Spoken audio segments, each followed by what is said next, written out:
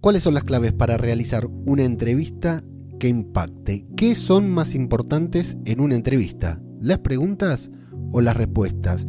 ¿Cuáles son las claves para descubrir a buenos entrevistadores? Te lo voy a contar como siempre en este podcast desde mi propia perspectiva.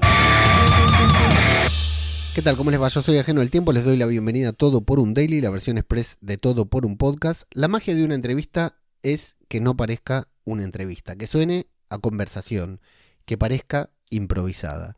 Cuando la entrevista suena así, la audiencia conecta y se siente parte de la conversación.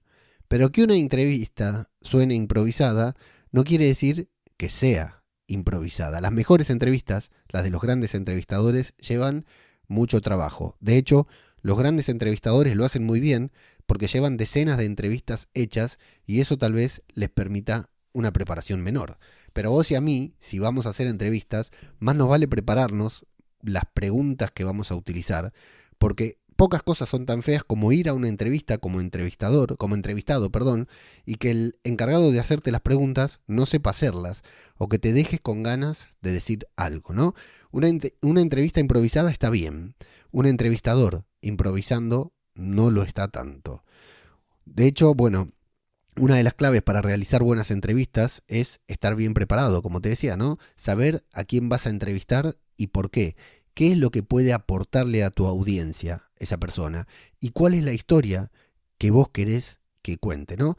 Si el entrevistado tiene un libro, lo mejor que podrías hacer es leerlo. Si tiene un podcast, deberías haberlo escuchado. Si lo invitan a otras entrevistas, no deberías perdértelas, porque cuanta más información tengas, más vas a aprovechar lo que la persona entrevistada tenga para contar. Buscar en otras entrevistas esas historias ocultas, cosas que vos te hayas quedado con las ganas de escuchar, de saber sobre esa persona, o algo que ese otro entrevistador se olvidó de preguntar. Ahí tenés las claves para hacer una buena entrevista. Honestamente, yo no soy muy fan de los podcasts de entrevistas, aunque casi todas las semanas termino escuchando alguno. Mi criterio para elegir qué podcast de entrevistas escuchar es muy básico. O soy muy fan de la persona que entrevista, del entrevistador, o soy muy fan de la persona a la que van a entrevistar, ¿no? En el primer caso, cuando soy fan de la persona que entrevista, del podcaster, descubro entrevistados cuyas historias no conocía y en ocasiones, termino siguiéndolos en redes, apuntándome a su newsletter o bien escuchando su podcast, ¿no? Si es que tiene alguno. En el segundo caso, cuando soy fan de la persona entrevistada, me resulta todo muy divertido porque descubro nuevos entrevistadores, ¿no? Y al descubrir nuevos entrevistadores, al escuchar a personas entrevistando a una persona a la que yo ya conozco mucho, conozco su historia, sé lo que va a decir, sé lo que va a preguntar, a responder en determinadas preguntas, termino descubriendo buenos y malos entrevistadores, ¿no?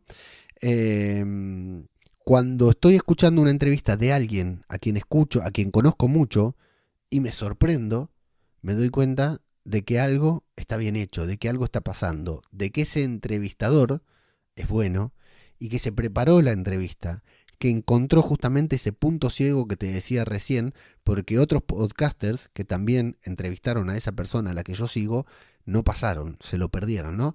Entonces ahí me doy cuenta de que ese entrevistador tiene algo especial.